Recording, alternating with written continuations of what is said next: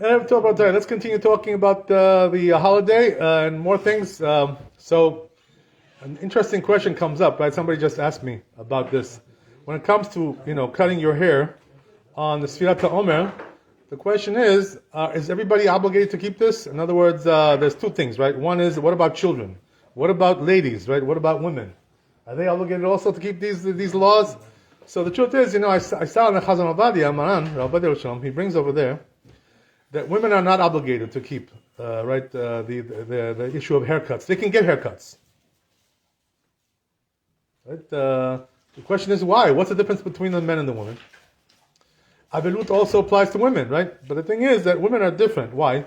Because it says in the halakha that if a woman, is doing avelut, she doesn't have to keep the laws of cutting hair because she's going to look disgusting in front of her husband, So we allow her to cut her hair.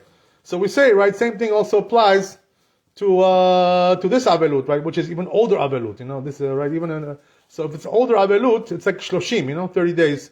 So therefore the rule is, that women are not obligated to keep 30 days of not getting a haircut like the men.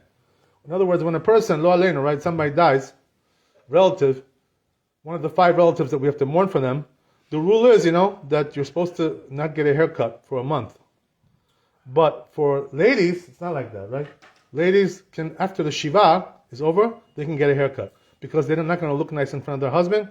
So the rabbis waived that. Now, here's the thing, right? If that's the case, same thing applies over here. This is avelut, old avelut, 2,000 years ago.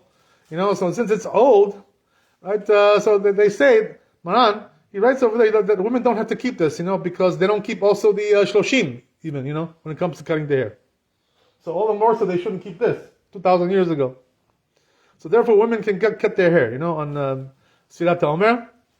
Only the men have a problem with this, not the women that have an issue with this. That's one thing. Then, right, they asked me about children also. So the truth is, that when it comes to children, it depends on how old they are. If they're little kids, they're not even at the age of chinuch, right? Training, What's the age of chinuch? 6 or 7, right? What do I mean 6 or 7? Pick one or the other, right? What do you mean 6 or 7? Or 6 or 7. So it depends on the maturity of the child. Some children mature earlier, and some children mature later. That's why we say 6 or 7, depending on the maturity of the child. How mature he is. But anyway, the point is that once they get to that age, we have to train them to do mitzvot. So therefore, we should train them also with this. So what I told this guy was the best thing to do. Before the holiday, right? Take your children, go yourself also, right? Your family. And get everybody a haircut, This way nobody has to worry about getting a haircut afterwards. That's the thing, So, it's interesting, by the way, that there is a little bit of a diuk, a little bit of a difference between haircut and shaving. It's not the same thing exactly. I'll explain to you what the difference is. In the halakha, right, in the poskim, the Shulchan Aruch, it says not to get a haircut. It doesn't say not to shave. It doesn't say that, right? But now the minhag is, by people that they don't shave either because they kind of like say it's the same thing, What's the difference? Shaving, haircut, it's all the same, So they don't do either. But Maran, Rabbi, he writes, that since it doesn't really say, in the halakha about shaving, so therefore, as we said, right, you can be a little bit more lenient when it comes to shaving. So we said, right, how can you be lenient? We allow you to shave on Rosh Chodesh Iyar, right, which is one good time. And then also every Erev Shabbat we allow you to shave. Erev Shabbat, right? So if you're very sensitive about shaving, or your wife doesn't like it, whatever it is, right? There's all kinds of problems, People have with shaving. The wife says, "Oh, you look like crazy. You look like a crazy man. Why do you like Shalom Baita?" Right? So, so that's the thing, So since people have problems with this, all kinds of issues, so we allow them to be a little bit more lenient, So what do we say to them? As we said, right? You can get a haircut about 4 or 5 times because, every Erev Shabbat, right, and Rosh Chodesh Iyar, that's already like a good chunk of haircuts there. 4 or 5 haircuts you can get. Not haircuts, I'm sorry, shaving, right? To shave. Haircuts we shouldn't do. Why? Because you don't really need a haircut. In 1 month you can go without a haircut. What's the big deal? You know what I mean? Nobody cares about that. So haircut is more strict a little bit because it says in halakha Shulchan Aruch, it says haircut. It doesn't say shave. So we're a little bit more lenient when it comes to shaving, as we said, right? But if a person is comfortable, by growing his beard, he's okay with that. So he should grow all the way, until Lag BaOmer, until after Lag BaOmer, right? As we said, according to Kabbalah, it's all the way until Shavuot. Not everybody can do that, This is very, rare. People, are so machmir about that. But at least according to halakha, we got to keep the custom of the Sfardim is we go according to until Lag BaOmer, right, which is the day after Lag BaOmer. The day after we shave in the morning, right? We get up, we go to Shachrit, we pray, and then you can go home and shave, right? On Lag BaOmer, after the day after Lag BaOmer. But it says Maran Shulchan Aruch, right? We're a little bit lenient also when it comes to this. So what does that mean? There's a machloket, which is the day, Lag BaOmer or Lad BaOmer, right? Two different opinions. Brought down a bit Yosef. Some say it's Lag BaOmer, and that's what the Ashkenazim they do, right? The Ashkenazim they shave on Lag BaOmer. You know what I mean? They don't wait till the day after. We, Sfaradim, the custom by us, to wait until Lamed Daled. Why? Because Maran, in the Shulchan Aruch, he paskins like that, even though there's two opinions. But says Maran, even though, right, we say that we allow you to, we should go until Lag BaOmer, the day after Lag BaOmer, but if Erev Shabbat falls on Lag BaOmer, right, let's say, right, sometimes this happens, right, Lag BaOmer falls on Friday. So if that's the case, says Maran, you're allowed to get a haircut on Lag BaOmer, even if you're Sfardi, right? Why? Because Lichvot Shabbat, for the honor of Shabbat. So we allow you to shave on Lag BaOmer, even though it's one day early. Because as we said, right, there is also another opinion that says even Lag BaOmer is okay. Why is there machloket about this? One says Lag BaOmer, one says Lad BaOmer. What's the basis of the machloket? So the basis of the machloket is that one holds, they stopped dying on Lag BaOmer, and one says the day after they stopped dying. So that's the question, when did they stop dying?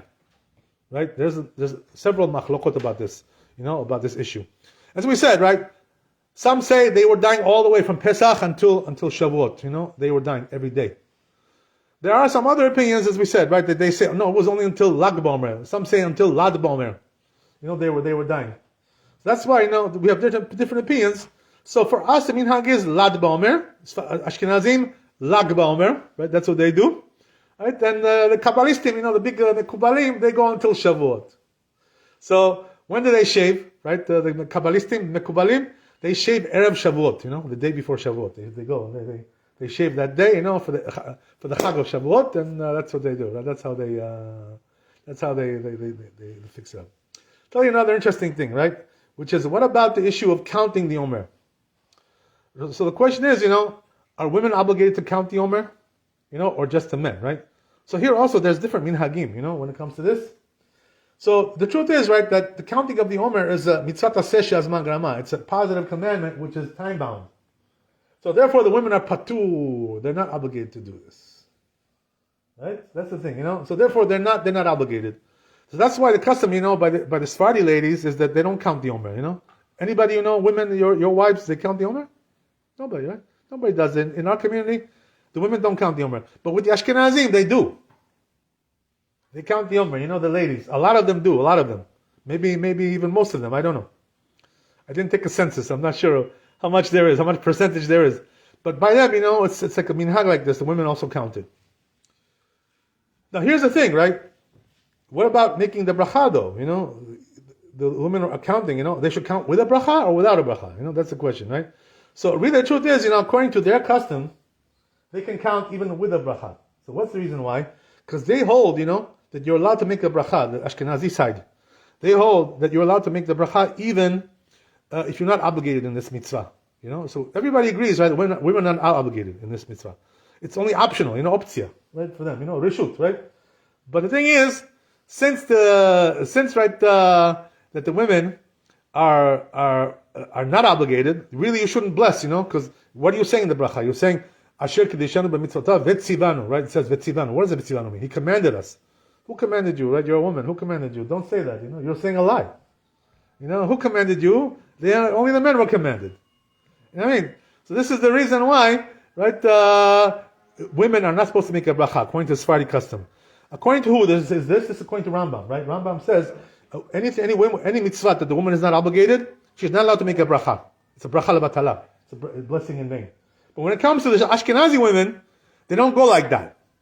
So what does that mean? They make even bracha, for these mitzvot. For instance, I'll give you an example, right? Another example. in lulav, right? When women are obligated to do lulav? No, they're not obligated because it's also a positive mitzvah, time bound. But the Ashkenazi women, they have a minhag. They wave the lulav and they make a bracha too. But they're not obligated. How do they make the bracha? So they're according to Rabbeinu Tam, who argues with the Rambam. Rabbeinu Tam says, when the bracha says, right, Asher kideshanu b'mitzvotav vetzivanu, commanded us, it's not talking about commanded me, it's talking about commanding the Jewish people, in general, that's how he understands it, Rabbeinu Tam. So according to this, right, even the woman could make a blessing like that. Because, okay, vetzivanu, he didn't command you, but he commanded us, the Jewish people, that's the thing, right? That's how they look at it, So therefore the custom by them is, they make even bracha for things the mitzvot which they're not obligated to do. But for us, that's why I always used to see, when I was in the shul over here, in the corner, in Yellowstone, I used to see some ladies, coming there, making a bracha, no lulav, going into the sukkah, and I would tell them, don't make bracha, no, without bracha, just shake it. Like this, right? Don't make a bracha, because you're Sephardi. The thing is, we already mentioned, right, several times that in our communities, many of our communities, the Sephardi communities, the Edot HaMizrach, the Eastern people, from the East. The problem is, that came in over the Ashkenazi rabbis, Chabad and some other rabbis. They came in and changed minhagim. That's what happened. So they turned us they Ashkenized us, they converted us into Ashkenaz a little bit. 50-50. This is what happened, right? So that's why we're like a hybrid model, a little bit Ashkenaz, a little bit Sephardi, hybrid. So that's the thing, so that's why the truth is that we're a little bit confused because of this, we don't know what to do. Sometimes we say we should go like that, we should go like this. So the truth is, that the best thing to do is, once you left that country, right, where you had the old minhagim, you went to a different country, so there you can already, just do like the Sephardi, you don't have to do anymore whatever you did over there. Because when you move to a different country, you don't take your minhagim with you, like a baggage, right, you go to the airport, and take your baggage with you. It's not, the minhagim are not in your baggage. They stay in the old country.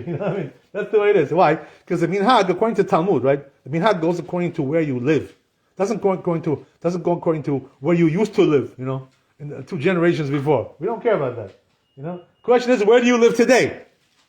And you're staying there. If you're staying there, you live there. You're not going back to the old country, right? So that's it. Now you don't have to keep those old minhagim anymore. You're done with that. That's the way it is. Says Maran, right, in Afkat Rochel. He has a tshuva over there about this, issue of minhagim. So he says over there, that what happens is like this. The rule is, it's according to Talmud, by the way, this. When a person moves from one place to another, if he moved to a place where the minhagim over there are different, he has to change the minhagim and go like what they do there.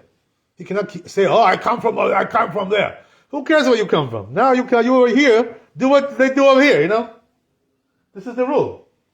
You know why this is, by the way? What's the reason for this? The reason is because the reason why you have to keep the same minhagim as everybody else, according to where you live, is because when there's 2 different minhagim, that causes fights, right? They start to fight with each other. Hey, what are you doing? What are you doing? You're doing it the wrong way. We don't do like this over here. So they start fighting, Machloket, balagan, this, fighting, right? That's why we don't want different minhagim, So you come to one shul, everybody's doing it one way, you do a different way, or you come to one community, right? It's more likely. You can cause machloket, that's why we don't want this, so that's why we say, do according to the minhag of the place where you live. The thing is, I'll finish with this, right? The thing is like this, right? That there are times where, nowadays especially, right? This is a little bit different, things have changed. Because in the old days, what it was is that when you moved to one country, over there was only one minhag, that's all there was, Like for instance, I'll give you an example, right? Poland, right? Poland. It was only Ashkenazim over there. There was no Sephardim over there. There was no Sephardi community in Poland. It was always Ashkenaz. So if a Sephardi moves over there, he has to change and become Ashkenazi. That's what he has to do. Because if he's going to do over there Sephardi, everybody's going to look at him, what are you crazy? What are you doing over here? You're nuts. But that's the thing. But nowadays it's not like that. Why? Because most places where you go, there's different communities. There's Sephardi community, there's Ashkenazi community. There are 2 different communities. So now what happens now, right? I pray over here. He prays over there. So the rule is, says the Maharshdan, Right? I'll finish with this. I'll tell you something interesting. It says the Maharshdam, he lived in Saloniki, which was right in Greece, right? Exactly. So Saloniki, Salonika, right? In English, that's how you say it, right? Salonika. So Salonika was like America, like New York City, What does that mean? That they came from different communities over there, and they joined up in one place. From all kinds of countries they came there, It was like a melting pot, like America. Same, So the Maharshdam was over there, right? And they asked him, the question is, right, which minhag is the minhag of this place? We have so many different minhagim, We have Yellowstone, we have 108, we have Queens Boulevard, right? We got everything. Which one is the minhag of the place? So he said, since every place has a different minhag, this place has no minhag. Doesn't have any minhag. So what does that mean? That basically do like the Shulchan Aruch, that's good enough. You don't have to take the minhag of this Yellowstone or 108, right? Or 71st or whatever. You don't have to do all these things. You're not obligated to do. Just keep the Shulchan Aruch. That's it, right? So what does that mean? If you're a Sephardi, right? There's a Sephardi community there. Do like Sephardi.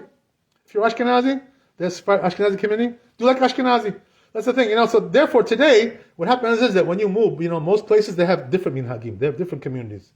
Like America, like Israel, different communities. 100 communities over there, different communities. From this place, from that place. So over there, right, the rule is either you Sephardi or you Ashkenazi, one or the other. But all the other stuff, you don't really have to keep all the other things, that are going on there. From the old country, I came from Paras, I came from, I'm Afghani, right? I came from here, I came from there. Doesn't matter where you came from. Now you're here in Eretz Israel, you know what I mean? So do like Eretz Israel, do like everybody else, Don't now bring your old baggage, over here, The customs they're gonna take your baggage, They're gonna confiscate it, right? That's what it is, Baruch Adonai Le'olam, Amen Amen. Rabbi Chania Mekasha אומר, אצל הקדוש ברוך הוא לעוזק את ישראל, לפיכך קיבל להם תורה ומצווה שנאמר אדוני חופץ, למען צדקו יגדיל תורה בידיר.